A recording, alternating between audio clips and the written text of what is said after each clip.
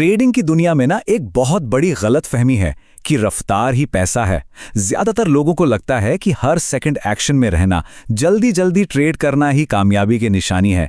लेकिन क्या हो अगर यही सोच, यही रफ्तार सबसे बड़ा जाल हो? आज हम इसी बात की तह तक जाएंगे कि ट्रेडिंग में धीमा होना, यहां तक कि बोर होना, असल में ज्यादा मुनाफा कमाने का सबसे स्मार्ट तरीका क्यों है। वाह, क्या लाइन है ना? ये बात सीधे इस पूरी चर्चा के दिल पर लगती है। मतलब ये सिर्फ चार्ट और पैटर्न के बारे में नहीं है, ये हमारे दिमाग के बारे में है, हमारी अपनी बायोलॉजी के बारे में है। चलिए एक पल के लिए ईमानदारी से इस पर सोचते हैं। जब मार्केट तेजी से ऊपर नीचे हो रहा होता है तो क्या हम सच में सोच समझकर फैसले लेते हैं या बस उस एक्शन के नशे में एक आवेग में काम करते हैं? यही वो सवाल है जिस पर आज की पूरी चर्चा टिकी हुई है। तो ठीक है, चलिए इस लत की जड़ तक चलते हैं। हम उन बायोलॉजिकल वजहों को समझेंगे जो हमें तेज चार्ट्स की तरफ खींचती हैं और क्यों यही चीज अक्सर हमारा सबसे बड़ा दुश्मन बन जाती है। देखिए, होता क्या है ना, जब आप 5 मिनट का चार्ट देखते हैं तो कीमत में हर छोटे उतार चढ़ाव पर आपके दिमाग का एक पुराना हिस्सा, जिसे एमिगडाला कहते हैं, वो एकदम से एक्टिव हो जाता है। ये डर और एक्साइटमेंट को कंट्रोल करता है और फिर कॉर्टिसोल और डोपामाइन जैसे हार्मोन्स की बाढ़ आ जाती है। नतीजा, आपका लॉजिकल दिमाग जो सोच समझकर फैसले लेता है वो शट डाउन हो जाता है और आप बस भावनाओं में बहकर ट्रेड करने लगते हैं। अच्छा, ये तो हुई दिमाग की बात। अब जरा नंबर्स पे आते हैं, आंकड़ों पर, क्योंकि ये सिर्फ कोई फीलिंग नहीं है, इसके पीछे पक्का गणित है। चलिए देखते हैं कि छोटे और बड़े टाइम फ्रेम में आंकड़ों के हिसाब से जमीन आसमान का फर्क क्यों है। ये एक असल कहानी है। मार्कस एक स्मार्ट डिसिप्लिन ट्रेडर था, उसकी स्ट्रैटेजी भी अच्छी थी। उसका विन रेट जानते हैं कितना था? 72%। सुनने में तो जबरदस्त लगता है ना, लेकिन वो फिर भी प्रॉफिट नहीं बना पा रहा था। अजीब बात है, चलिए जानते हैं क्यों। अब जरा यहां देखिए, जब मार्कस ने अपनी सेम स्ट्रैटेजी को 4 घंटे के चार्ट पर लगाया तो एक अजीब चीज हुई। उसका विन रेट 72% से गिरकर 58% हो गया। आप सोचेंगे, अरे ये तो बुरा हुआ, लेकिन रुकिए, उसका प्रॉफिट फैक्टर यानी टोटल प्रॉफिट और टोटल लॉस का रेशियो 1.1 से बढ़कर सीधा 3.4 हो गया। मतलब ट्रेड कम जीत रहा था, पर जब जीत रहा था तो बहुत ज्यादा कमा रहा था। ये हुआ कैसे? ये चार्ट देखिए, ये पूरी कहानी एक नजर में बता देता है। प्रॉफिट फैक्टर में ये जो उछाल है, 1.1 से सीधा 3.4, ये कोई छोटा मोटा बदलाव नहीं है, ये गेम चेंजर है। और ये सब हुआ सिर्फ एक छोटे से बदलाव से, टाइम फ्रेम बदलने से। तो इसका कारण क्या था? जवाब इस चार्ट में है। देखिए, 5 मिनट का जो चार्ट होता है ना, वो असल में 80% सिर्फ मार्केट का शोर होता है, मतलब रैंडम उतार चढ़ाव जिनका कोई मतलब नहीं, और सिर्फ 20% ही असली स्ट्रक्चर होता है जिस पर आप ट्रेड कर सकते हैं। और जैसे ही हम 4 घंटे के चार्ट पर जाते हैं, ये पूरी कहानी पलट जाती है। यहां 80% असली मार्केट स्ट्रक्चर है जिसे बड़े बड़े इंस्टीट्यूशंस ड्राइव करते हैं, और सिर्फ 20% शोर है। सीधी सी बात है, आप शोर में ट्रेड करके करियर नहीं बना सकते, लेकिन स्ट्रक्चर पर जरूर बना सकते हैं। तो ठीक है, हमने प्रॉब्लम तो समझ ली। अब बात करते हैं इलाज की, यानी सॉल्यूशन की।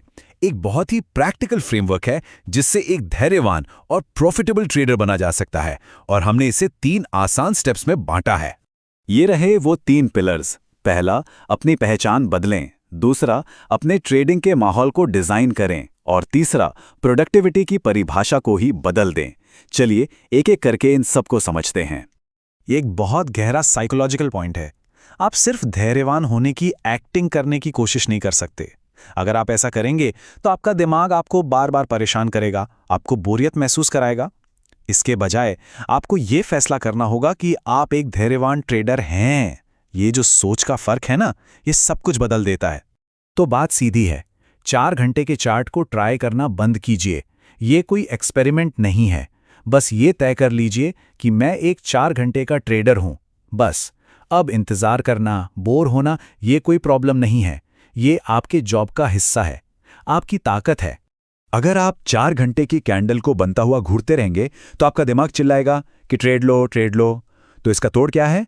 अपना माहौल बदलिए। कुछ सिंपल से नियम बनाइए। पहला, चार्ट दिन में सिर्फ 2 बार देखना है, सुबह और शाम। दूसरा, जो भी जरूरी लेवल्स हैं उन पर अलर्ट लगाइए और कंप्यूटर बंद करके अपनी जिंदगी जीने निकल जाइए। और तीसरा, और ये सबसे ज़रूरी है, कोई भी ट्रेड लेने से पहले वो सेटअप कम से कम 8 घंटे आपकी वॉच लिस्ट में होना चाहिए। इससे जल्दबाजी वाले ट्रेड अपने आप खत्म हो जाएंगे। इसको समझने के लिए सारा की कहानी सुनते हैं। सारा ओवर ट्रेडिंग से बहुत परेशान थी, तो उसने एक महीना एक एक्सपेरिमेंट किया। उसे जब भी कोई ट्रेड लेने का मन करता था, वो उसे लेती नहीं थी, बस एक डायरी में लिख लेती थी और फिर देखती थी कि उस ट्रेड का क्या हुआ।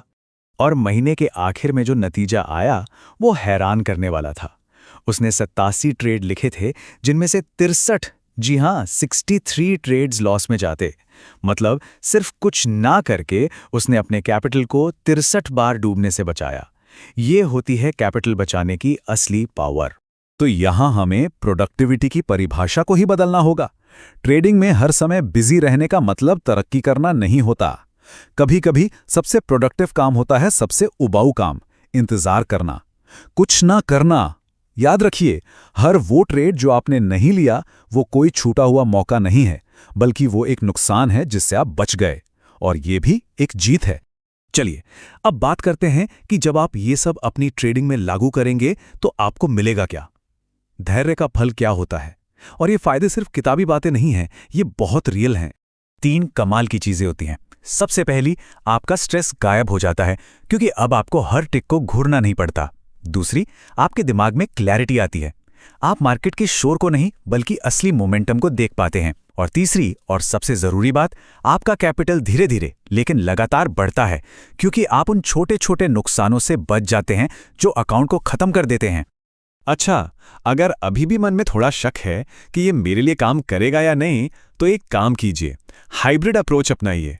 आप जो अभी कर रहे हैं करते रहिए, लेकिन साथ ही साथ 4 घंटे के चार्ट पर भी वही सेटअप्स को सिर्फ लॉग कीजिए, ट्रैक कीजिए। जब आप दोनों के नतीजों को आमने सामने रखकर देखेंगे ना, तो नंबर्स खुद आपको सच बता देंगे। तो आखिर में बात बस इतनी सी है, 5 मिनट का चार्ट आपको प्रोडक्टिव महसूस कराता है, क्योंकि हर वक्त एक्शन होता रहता है, डोपामीन मिलता रहता है, लगता है कि आप ट्रेडिंग कर रहे हैं। वहीं 4 घंटे का चार्ट आपको सच में प्रोडक्टिव बनाता है। यहां बात एक्टिविटी की नहीं, एक्यूरेसी की है। ये एक हॉबी और एक सीरियस बिजनेस के बीच का फर्क है। तो आखिर में बस यही कहूंगा, याद रखिए, पैसा हमेशा बोरिंग चीजों में होता है।